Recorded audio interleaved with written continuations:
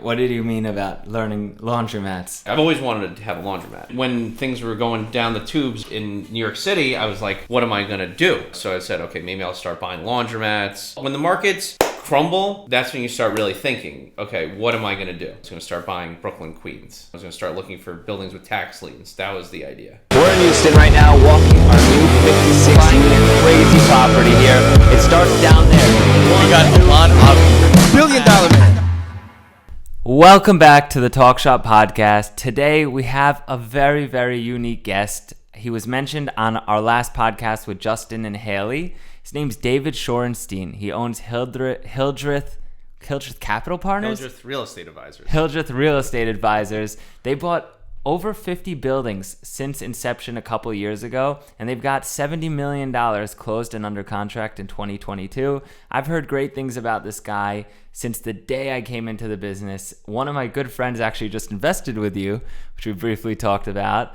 And yeah, I'm really happy to have this guest on. In company news, in Avgi news, we're heading to St. Louis tomorrow morning. We have 14 projects going on out there. We're working on wrapping up the 138 in Houston right now, 138 units, and we're scaling out of state a lot. I'm having a tough time competing with guys like David Shorenstein over here. David, please introduce yourself. Hi, David Shorenstein. Thank you for having me. I've been a big fan of yours since I heard about you a couple years ago. I really didn't take it seriously, but now, like, you're all over the place. So for myself, I've been in the real estate business since I got out of college in 2003. Started as a commercial broker, and then spent a number of years doing that, learning the business, and started purchasing properties 2007, 2008. Went through a couple of different partnerships, and started Hildreth Real Estate Advisors in 2018. Purchased in my career almost 300 buildings. Wow. At this point, all usually single one-off deals from long-term owners, and had a number of exits along the way. So you were buying in Manhattan before you came to the island, right? And you're still buying in Manhattan now.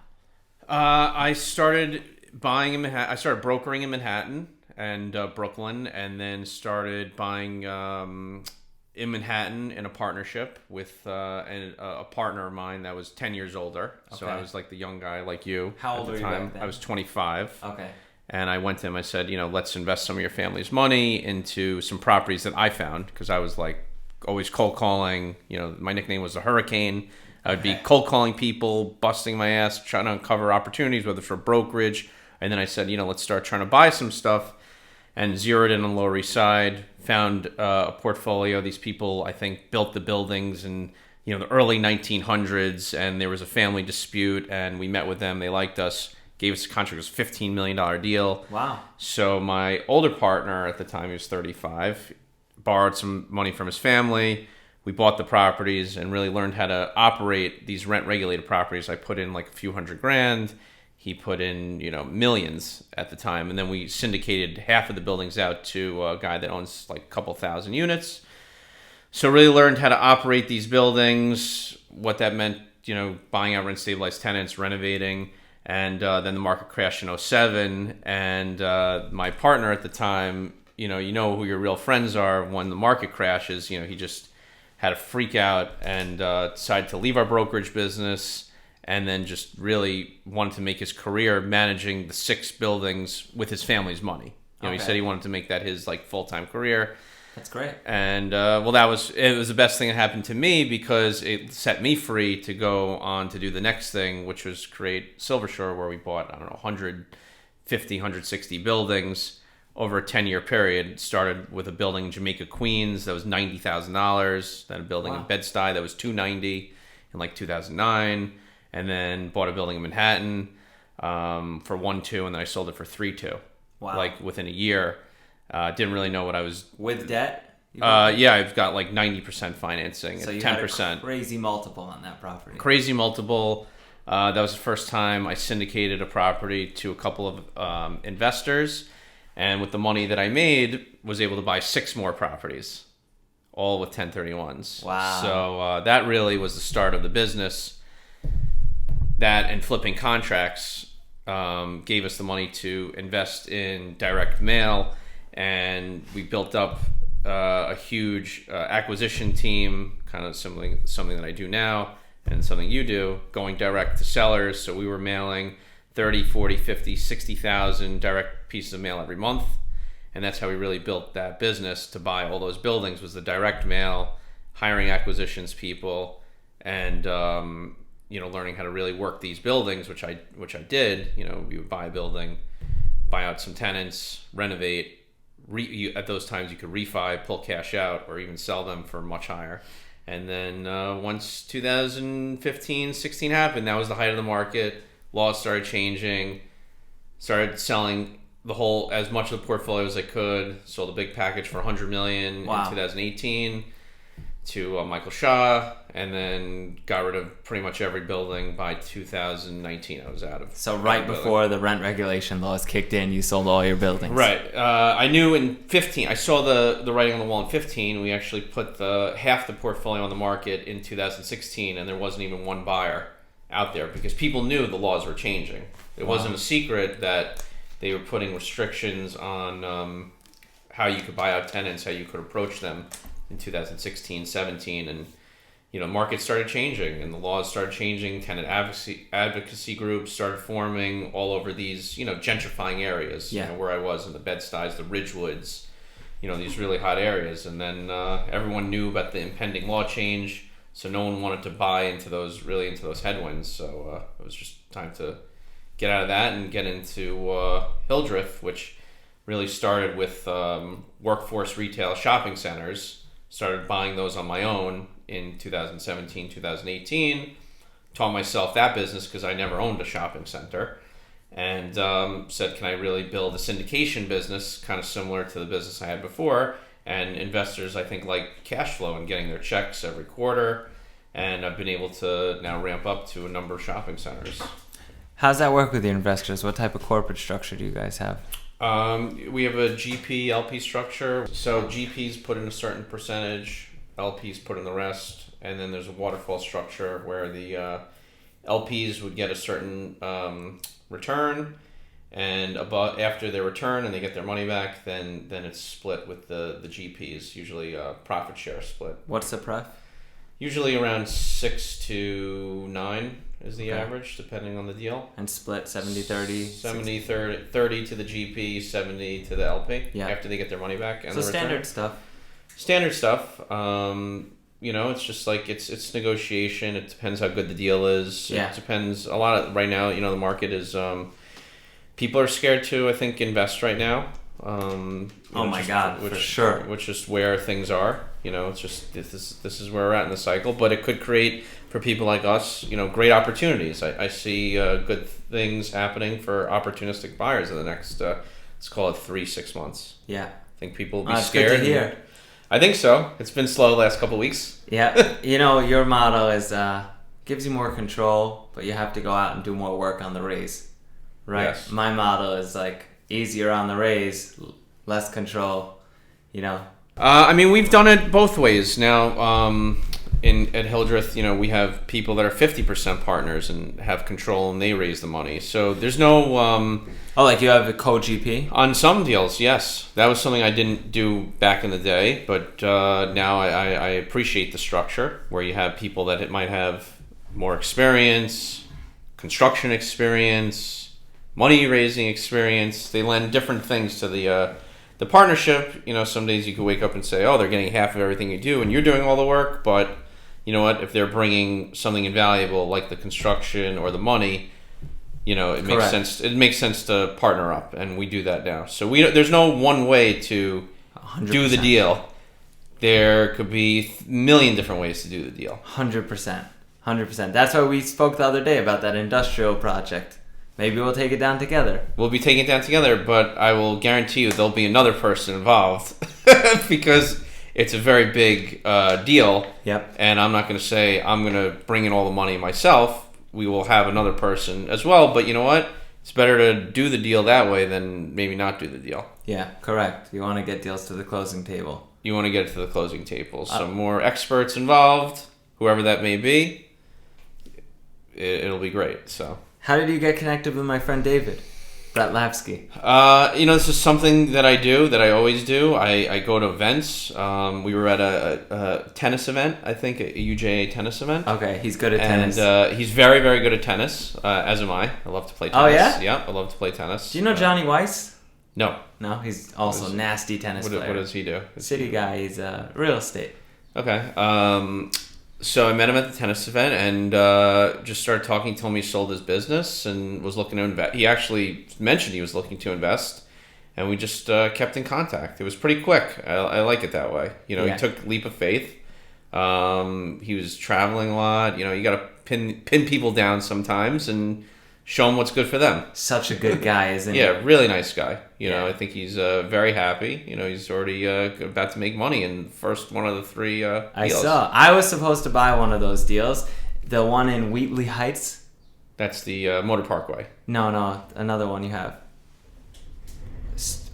What's out of the street? Straight Path. Straight Path. Oh, that was the one. From Desmond. Desmond Yes, brought you guys that deal. Yair got that one for Desmond. So yeah. I got my own Israeli assassin. Yeah. Yair. Yair from where? You live? Yair Saref. Do I know him? He's my guy. That's my Long Island guy. Oh, really? Yeah. I was looking at that deal. I'm like, Desmond, I think this is a good deal. Maybe I'll do it. He's like, Allon, I need an answer. Maybe it's not a good answer. I'm like, look, I'm overflowed with deals. This is before I set up my acquisition team. We bought that like a year ago. We were in contract for a while. Yeah, and I didn't have my acquisitions team set up yet, and then you guys swooped in and got it. I'm like, bastards. But good people. I like Jason. Yeah. Your partner, Jason Brightstone. I like him. He's a good guy. So I was like, best of luck. Yep. That's what's nice about this business too. If you could be, it seems like you're very passive. Like you're just, you want to just do good business and make things happen. So you're easy to work with, it's the best to work with people like that. Right, the hard-headed, extremely difficult ones, you hire lawyers for that. Yeah, I don't want to really get involved in that at this stage. Been through that. You've probably seen enough in the city. Seen a lot.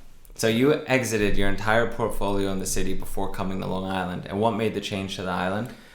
Well, like I mentioned, I started buying some of these workforce retail buildings by myself with 1031s from the portfolio I sold. And I saw that money can actually come in every month. When you buy these things in the city in Brooklyn, there's no cash flow. But you're still buying in the city. I started a fund to go back into Manhattan in COVID. So we bought about $55 million worth of properties in Manhattan all throughout COVID, vacant buildings, which we're going to do phenomenal with. That was a separate vehicle for the co-GP. But you did that because you were seeing opportunities to in Manhattan. Yeah, it started with a building on Canal Street that I was tracking for years. There was a contract out for $7 million. I bought it for $4.3. Wow. And then there was another building on Reed Street that was a contract out for $6 million. I bought it for $4.6 because the retail was vacant and no one knew what was going to happen in Manhattan. But I knew these things were just so dirt cheap. And, Canal, I must have made thousands of phone calls to raise the money. Really? Yeah, no one wanted to invest in the heart of COVID when it started. No one was doing anything. You haven't flipped any of these yet? We just started to, we put 3 of the portfolio on the market now because the projects are finished. What are you expecting to make over there? It's millions above the purchase price. Let's say an average of $2 million above our purchase price net. You know what the power of the social media stuff is?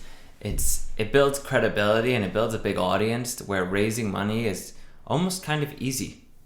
If I went down that road of 20s, 50s, 100s, 150s, which I'm probably transitioning into that soon, it's almost easy to raise money through social media because people see what you're doing, the credibility's there, the outreach is through the roof, You have a fantastic track record and people get to know you, so I wouldn't be surprised if you raise money through this podcast. All right, well, hopefully we'll do it together. We'll throw them into the industrial, which is probably the hottest thing out there right now. If we could get that deal. If we can get that. You know how these things I think about it every day.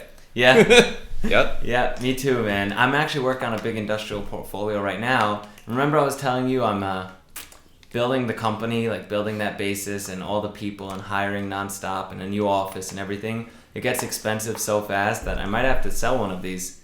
And you said there's nothing wrong with that. Nothing wrong with that. Got to be opportunistic. That's just my thought. So what's your plan over time? Bundle everything up and liquidate?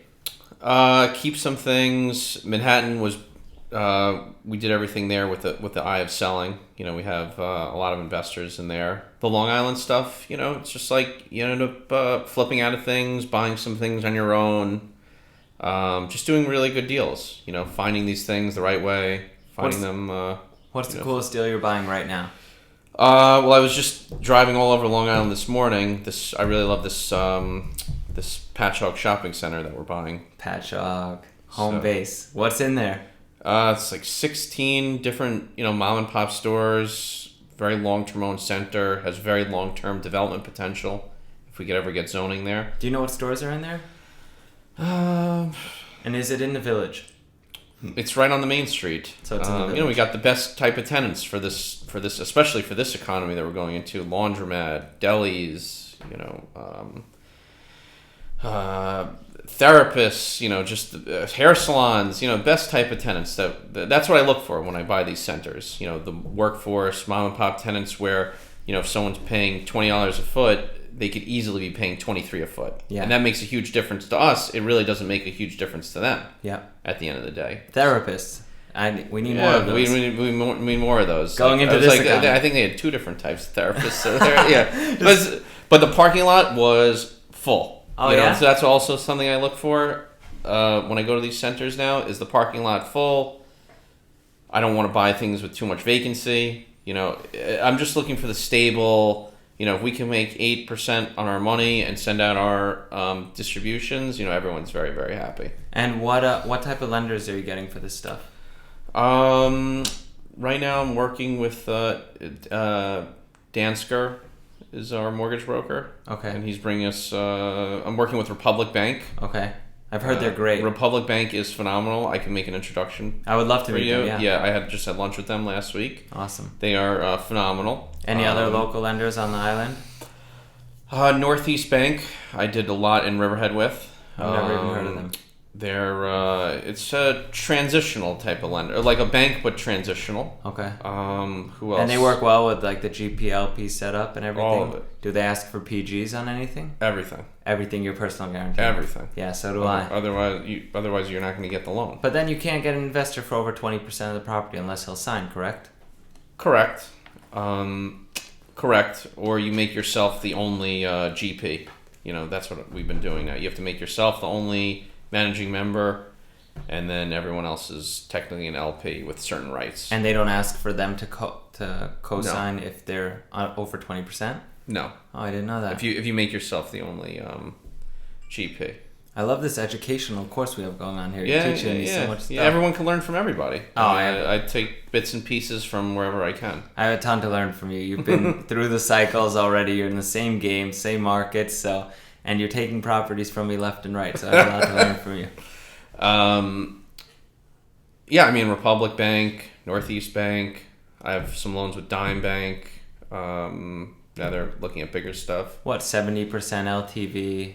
4%? Yeah, 6. Well, right now I'm closing on. Right now, somewhere at 60. Yeah, that's tough. Yeah, it's tough. It makes it very challenging. I'm buying 3 buildings in the Hamptons now. They're all at 60. Wow. They're office buildings, office retail buildings. They just happen to be at 60.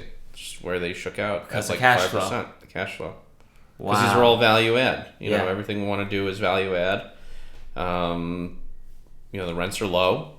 People are paying for an office in the middle of Southampton $1,000 a month. They should be paying $2,000. And that's 100% increase for you. That's Right. like doubling the rent. Right. And now the interest rates are higher. I'm borrowing close to 5%. Wow, 5%.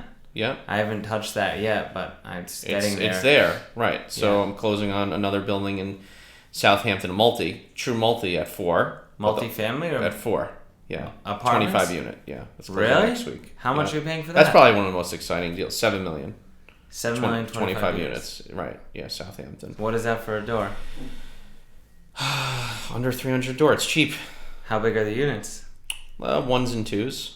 Okay. 2201 North Road. It's like one of the most recognizable buildings when you get right onto the highway. Oh, really? Yeah, it's going to be That's- closed next week. That's exciting. Yeah, that one's one of the more exciting ones. And you're buying a marina, you said. And I'm also buying Marina, which is very exciting. A Liar Saloon in Hampton Bays. It's Wow. very recognizable Marina. Do you know who bought the Bordy Barn? No, I don't. I read about it that it's sold, but I don't know. It's everywhere right now. It must be a development site, though. It's gotta 100%. be, right? Because they're shutting. They pulled the liquor license, I've heard. So that's it. They can't sell anymore. It's probably going to be, who knows, something. Something. Sounded like a good deal. Yeah, at $2.4 million.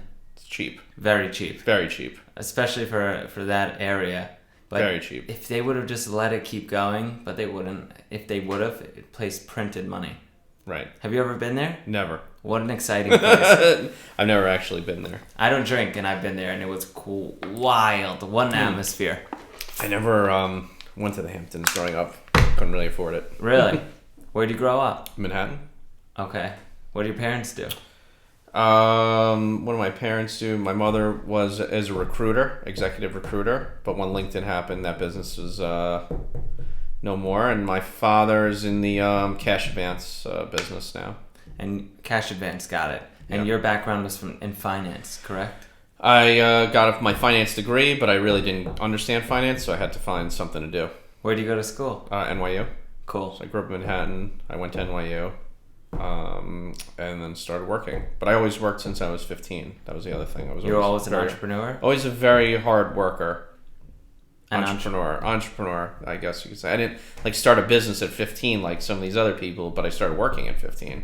Started working at an office at 16. Wow. So I learned how to, work in an office environment from a young age, which I think. And really your helped. first jump into business, it wasn't real estate, I'm assuming.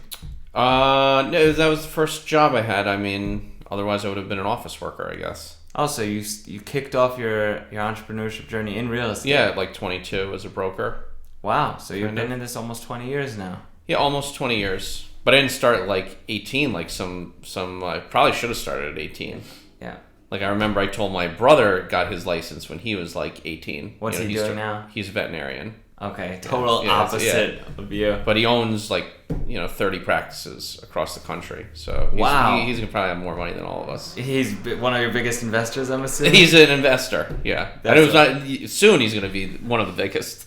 And what do you do outside of New York? Because the trend is everyone's moving out of New York. We have a guy in Florida that's been calling.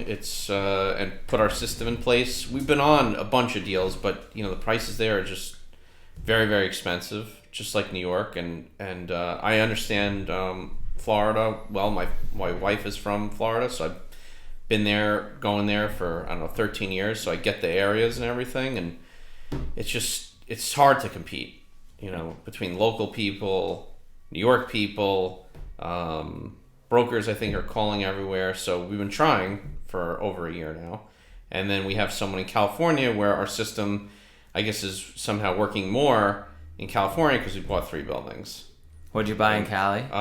2 also workforce retail strip centers, and the other one is a covered land play where it's a development site. I'm assuming these are easier to manage because it's not like C-class multifamily. Just like managing a shopping center here. Same thing. Really? Same type of thing. You use third-party management companies? All third-party. And we have a co-GP out. We have a guy on the ground who my partner Jason knows from growing up. He's the acquisitions person. And then we have a co-GP out there that owns 70 buildings. So they do everything with us. So I think that's really the other part of it. Like experts on experts on experts. Miami, I don't necessarily have that other co-GP. I have another investor down there, but he wouldn't be the boots on the ground co-GP person. That's why I'm probably also a little less comfortable. How many people does Hildreth have right now? Right now we have 10. 10 full-time? 10 full-time. Where's the office? On 55th and Lex. Manhattan. Got it. And your partners are Jason Brightstone and Max Padway. That's right. So what's everyone's role in the company? Jason, he deals with corporate structure. He deals with the development projects. He really has a keen eye for figuring out very, very complex situations. A lot of our projects are now big development projects. In Riverhead, got couple hundred units to develop there. You're building a couple hundred units in Riverhead? Well, we're going to bring in partners, but we have to get it in title. We have to get it further along. So, he deals with that project. We have a ground lease in Moriches where we could build 50,000 square foot self-storage facility, getting Fantastic. that entitled. Calverton, we're under contract to build a 70,000 square foot warehouse. So he really takes a liking to these complex development projects. Which I'm assuming you want nothing to I don't say I want nothing to do with it. I do my weekly update call. We have our own in-house construction management person. His name is Josh Seiner. He was an architect at a very, very big firm. So now he basically just works in-house for us, working on 25 projects. Got it. So I do my call with him every day or two to get the updates. And I deal more with the Manhattan development projects because that's what I used to do. Or renovation projects, I should say. We're not building from the ground up. The word development, I hate it. Right. No, I hate development. I mean, the renovation stuff, it's just like I deal with him on that and we go through that. So I deal more, I guess, with the Manhattan. And then what about Max? Stuff. Max is a technology wizard, you know, keeping the glue together, investor reporting, you know, just getting stuff paid, getting deals closed. Got it. That person to close these deals, working with the banks, working with, you know, our social media, not like your social media, but, you know, doing our social media or doing our outreach to sellers directly, sending out the marketing to the sellers. It all flows through Max. Got it. So keeping the database together. It's a lot of work, man. It's an endless amount of work. You know, this is not for everyone, as you know. Yeah. I mean, this is a 14, 16 hour day type of thing. Otherwise, you can't even get to where we're at. Yeah, for sure. Based on rough numbers, you guys are at like 3 times my scale this year. Yeah, it's great. You guys are killing it. So are you. Thanks, man. Thanks. It's the beginning of my journey, so I'm happy. I'm just happy. You know, that's what's the best part of this. Like waking up happy every day and just being excited to do this. It doesn't get better than that. That's right. Right? That's you know, right. When I was trying to find myself, at least personally, it was like when I wasn't happy, it was the worst part about it. You don't want to push, but I'm very self-motivated. So I see that. I always want to do more, but then I fell into this sector of real estate and I just fell in love. You know, the scale is endless because you could do, it's almost like you're an entrepreneur, right? But you're hyper-focused on whatever, rentals, right? But then you have your markets, your sub-markets, your tenant types, right? Your asset types, developments, renovation projects. It's like there's so many different avenues within the business that you can't not be, you know, excited or learning every day. And when you're learning, at least me, when I'm learning, I'm happy. Right. Well, that's what makes me happier now is learning different things all the time. Learning about self-storage, learning about laundromats. We're trying to do a laundromat now. Learning about, you know, industrial, learning about shopping centers, which I didn't know years ago. Not just doing the same thing day in, day out of booting out tenants and putting in new ones, but learning all this new stuff, which is really excites me. What did you mean about learning laundromats? Well, we're trying to do like a building that we own, trying to put in a laundromat that we could either operate ourselves or lease back. I've always wanted to have a laundromat. Okay. Like this is something I always wanted because I just read like when things were going down the tubes, you know, in New York City, I was like, what am I going to do? You know, so I said, okay, maybe I'll start buying laundromats. But this is something I thought of doing in like 2008, 2009 when the markets crumble. That's when you start really thinking, okay, what am I going to do? Yeah. You know, so that's what happened like 2018 or 2009. 2009, what was I going to do? I was going to start buying Brooklyn, Queens. You know, I was going to start looking for buildings with tax liens. That was the idea, right? Okay. I was going to start directly canvassing. 2018, 2019, what was I going to do? I'm going to start doing workforce retail. But Manhattan ended up opening up. So just opportunities just evolve. And so and the laundromat thing was always in the back of my head. And I always wanted a self-storage facility, so I bought one. Now we're building 2 more. So I had to teach that to myself. You bought the one in Lindenhurst. In Lindenhurst. And you guys partnered up with didn't you partner up with that guy? Which guy? He's got a couple Omega? Is that his name? No, he didn't end up managing it. Oh, he didn't come in? I wanted to manage it. I was begging him. I met him there 3 times, because I didn't know what was self-storage or anything about that. He didn't end up managing it. So what do you guys do? We hired a different manager. Okay. How's that going? It's good. The self-storage is fantastic, isn't it? Fantastic. These things are impossible to find. Yeah. They just don't trade. You have to really build them. What a great find. That was a great find. Seller financed. It was just beautiful. Doesn't get better. We're refining out right now. And then we're building one in East Hampton and one in, and that we brought in a partner to help build it because I'm not going to pretend I know how to build the self-storage facility, even though if I could probably figure it out. I don't want to. Who's your partner on that? He's a guy from the West Coast and a local Hamptons guy. I wouldn't know. No one would know this guy. But he's a builder. Builds towers. Wow. So he knows what he's doing. How exciting is that? Like, it doesn't get better than that. That's right. And I'm doing it in Moriches now. Same thing. We signed a ground lease for $55,000 a year for 99 years. I mean, it doesn't get any cheaper than that. So we'll have a few self-storage buildings. But I backed out of a number of ones because people want very high prices around here. Yeah. They want $4 million for 1 acre of land, where you could build like 200 storage units. You could try to push those numbers to the private equity places, but it doesn't work. It just doesn't work. No, it doesn't work for like your type of investors or for small level for like us, right? The $10 billion hedge funds or whatever might come in and see it differently. I guess. Maybe. Yeah. Maybe. I guess. But we can't afford to do deals that are on the cusp, that aren't clear cut. I've been having this meeting with my team nonstop, like regularly. They're like, Allon, these meet our metrics. I'm like, these met our metrics a year ago. They don't meet our metrics today. Something's going on in the market. We're not going to be the ones holding the bag if everything collapses. We need grand slams right now, and that's not how I typically talk. I say base hits, doubles, I'm fine with it. Let's just keep moving, keep buying, and do good. But now, just now, like over the last 2 months, my mindset has changed. Like, we need home runs and grand slams, otherwise I don't even want to look at it. That's exactly the way I feel. Haven't really been signing.